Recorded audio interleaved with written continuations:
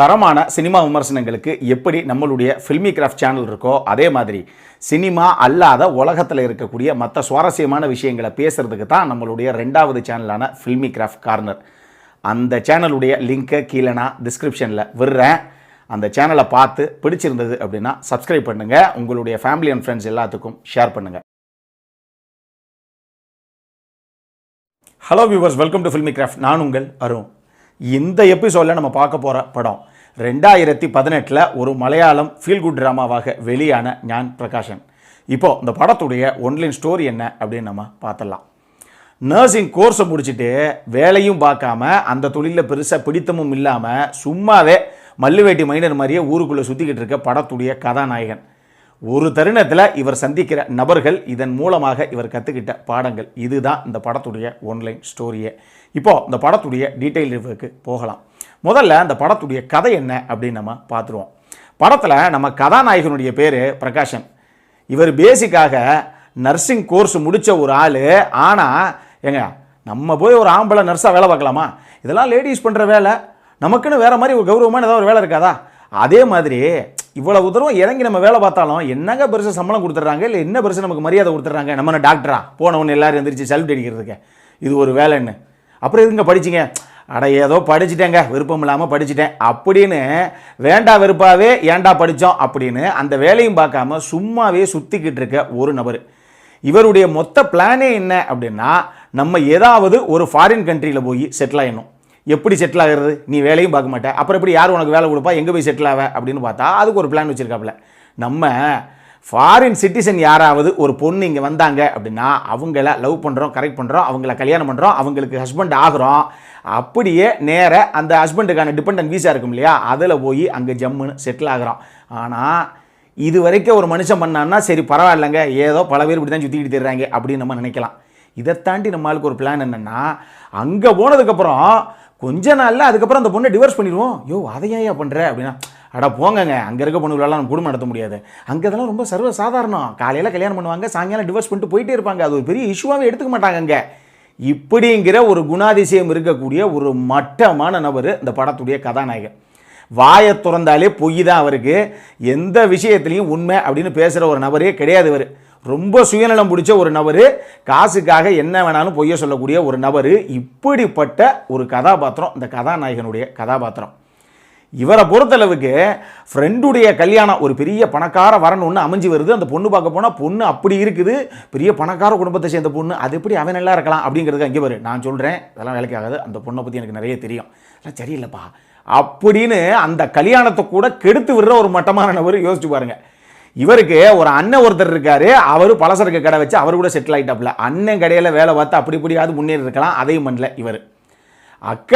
அக்கா வீட்டுக்காரரு, அவர் துபாயில் டிரைவராக இருந்து கடைசியாக ஒரு லாட்ரி சீட்டை வாங்கிட்டு வந்தவர். 6 கோடி ரூபாய் அவருக்கு விழுந்துருச்சு அந்த லாட்ரியில்.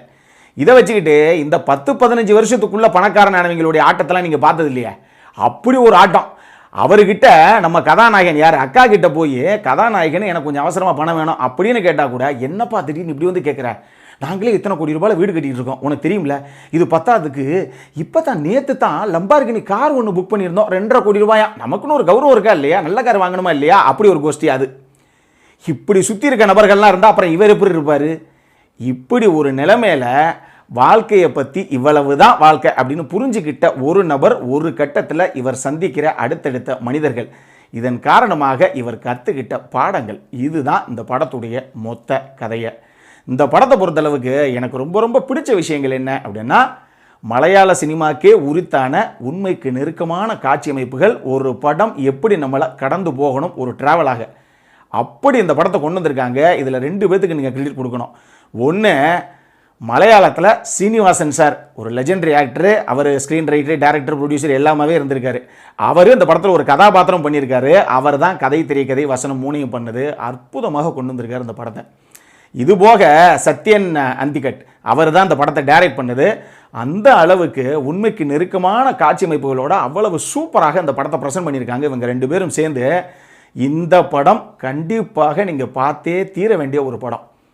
ஒரே ஒரு விஷயம்தான் நான் எப்பயும் சொல்கிறது உண்டு, எப்பயுமே வாழ்க்கையில் விஷுக்கும் நீடுக்கும் ஒரு பெரிய வித்தியாசம் இருக்குது. தேவைங்கிறது என்ன, ஆசைங்கிறது என்ன. நமக்கு தேவை அப்படிங்கிறத செகண்ட் தாட்டே இல்லாமல் உடனே நீங்கள் தைரியமாக பண்ணிடலாம். அது எவ்வளவு செலவானாலும் பரவாயில்ல, ஏன்னா அது தேவை. ஆசை அப்படிங்கிறது அது 5 ரூபா பொருளாக இருந்தாலும் நீங்கள் 5 தடவை யோசிக்கணும், இதை இப்போ செலவழிக்கணுமா. இதுக்கு பேர் சிக்கனம் கஞ்சத்தனம்லாம் கிடையாது. இதுதான் புத்திசாலித்தனம். நமக்கு தேவையான விஷயங்களுக்கு தாராளமாக செலவழிக்கலாம், இந்த விஷயங்களுக்கு யோசிக்கணும். ஆனால் இந்த ரெண்டுக்கும் உள்ள வித்தியாசம், இது போக வாழ்க்கையில் நமக்கு ஆண்டவன் கொடுத்த அந்த லைஃப்ங்கிறது எவ்வளோ ஒரு அழகான ஒரு வாழ்க்கை. இதை புரிஞ்சிக்காம பல பேர் அடுத்தவனை பார்த்து அவன் ஏன் இப்படி இருக்கான், நம்மளால் ஏன் இப்படி ஆக முடியல அப்படின்னு தெரிறாங்க. இந்த விஷயங்கள் எல்லாத்தையும், ஒரு வாழ்க்கைங்கிறது எவ்வளவு அழகானது, என்ன விஷயங்களை நீங்கள் புரிஞ்சுக்கணும் அப்படின்னு அவங்க ஸ்க்ரீனில் அவ்வளவு அற்புதமாக கொடுத்துருக்காங்க. அது அவ்வளவு சூப்பராக வந்திருக்கு அவுட்புட்டாக. ரெண்டாவது, இந்த படத்துடைய கதாபாத்திர வடிவமைப்பு.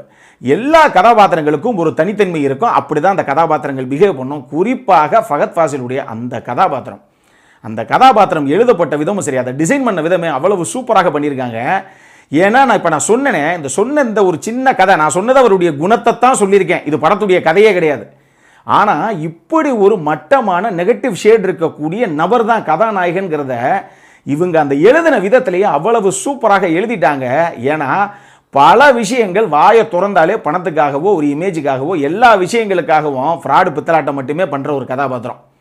அந்த மாதிரி சூப்பராக எழுதப்பட்ட ஒரு கதாபாத்திரம், அது அந்த அளவுக்கு அற்புதமாக ஸ்க்ரீனில் வந்திருக்கு. மூணாவது, இதில் பர்ஃபார்ம் பண்ண எல்லாருடைய பர்ஃபார்மன்ஸுமே அந்தளவுக்கு அற்புதமாக இருந்தது. அது ஃபகத் ஃபாசில் ஆகட்டும், one of the finest actors, நமக்கு சொல்லி வாய் வலிச்சு போச்சு. இந்த கதாபாத்திரம் இந்த அளவுக்கு எஃபெக்டிவாக ஸ்க்ரீனில் வந்ததுக்கான காரணம் ஃபகத் தான். அவ்வளவு அற்புதமாக கொண்டு வந்தார் இந்த கதாபாத்திரத்தை. அது போக நான் சொன்ன மாதிரி சீனிவாசன் சார் கோபால்ஜின்னு சொல்லி ஒரு கதாபாத்திரம் ஒன்று பண்ணியிருப்பார். சூப்பரான ஒரு கதாபாத்திரம் அதுவும் நல்லா எழுதப்பட்ட ஒரு கதாபாத்திரம் தான். அவருடைய பர்ஃபார்மன்ஸ் ஆகட்டும், கேபிஎஸ்சி லலிதா அம்மா அவங்க ஒரு சின்ன கதாபாத்திரம் ரொம்ப சூப்பராகவே பண்ணிட்டாங்க. அவங்க நிக்கிலா விமல் ஆகட்டும், தேவிகா சஞ்சய் ஆகட்டும், இந்த 5 கதாபாத்திரங்கள் இந்த படத்தில் ஒரு சூப்பரான கதாபாத்திரங்கள். இது எல்லாமே ஒரு தனித்துவமான கதாபாத்திரங்கள். இந்த ஆக்டர்ஸ் எல்லாருமே அந்த அளவுக்கு பிரில்லியண்ட்டாக அந்த கதாபாத்திரத்தை ஸ்க்ரீனில் கொண்டு வந்திருந்தாங்க அப்படின்னு தான் சொல்லணும். இது போக ஷான் ரஹ்மானுடைய மியூசிக்கு நிச்சயம் நீங்கள் பேச வேண்டிய ஒரு விஷயம். இந்த படத்தில் 1-2 பாட்டு இருக்குது, இந்த பாட்டெல்லாம் கூட விடுங்க, பாட்டுகளே சூப்பராக இருக்கும், ஆனால் பாட்டெல்லாம் விடுங்க. இந்த படத்துடைய ஓவரால் ரீ ரெக்கார்டிங் அந்தளவுக்கு அற்புதமாக இருந்தது. குறிப்பாக டுவர்ட்ஸ் த கிளைமேக்ஸ் எல்லாம் இந்த படம் நம்ம மனசை நெகிழ வைக்கக்கூடிய ஒரு படமாக மாறினதுக்கான காரணமே இந்த படத்துடைய மியூசிக் தான். சோல்ஃபுல்லான ஒரு ரீ ரெக்கார்டிங் இந்த படம் நெடுகளும் அவ்வளவு சூப்பராக கொண்டு வந்திருக்காரு ஷான். அடல் கானண்டை பொறுத்தளவுக்கு இந்த படத்தில் எந்த விதமான அடல் கானண்டுமே கிடையாது.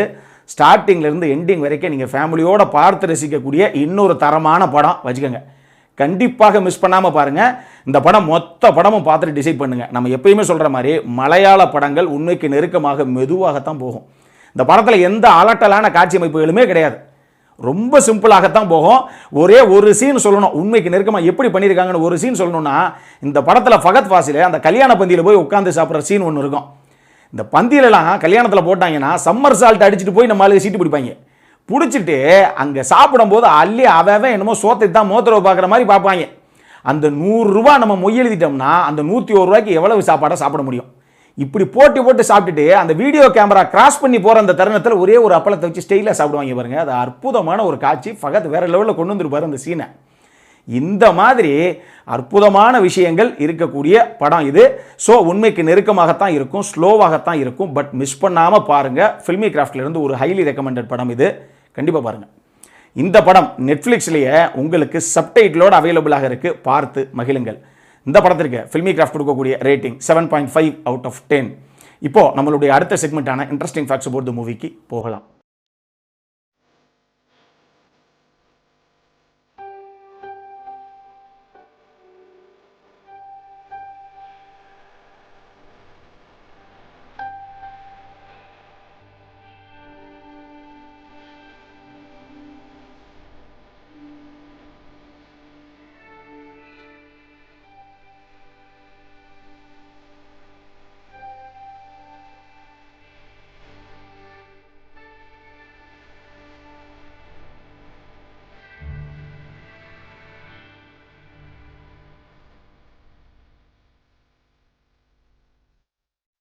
இந்த வீடியோ பிடிச்சிருந்ததுன்னா லைக் பண்ணுங்க, ரொம்ப பிடிச்சிருந்ததுன்னா உங்க ஃப்ரெண்ட்ஸ் எல்லாத்துக்கும் ஷேர் பண்ணுங்க. உங்களுடைய கருத்துக்கள் ஏதாவது இருந்தது அப்படின்னா கீழே இருக்க கமெண்ட் செக்ஷன்ல எங்களுக்கு தெரிவிங்க. வீடியோவை க்ளோஸ் பண்றதுக்கு முன்னாடி சப்ஸ்கிரைப் பண்ணுங்க. சப்ஸ்கிரைப் பண்ணும்போது பக்கத்தில் இருக்க நோட்டிஃபிகேஷன் பெல் ஐக்கானையும் கிளிக் பண்ணுங்க. அப்போ தான் எங்களுடைய வீடியோஸ் எல்லாம் உங்களை ஆன் டைம் வந்து சேரும். இதே மாதிரி இன்னொரு வீடியோவோட அடுத்த முறை உங்களை சந்திக்கிற வரைக்கும் it is Arun signing off. By.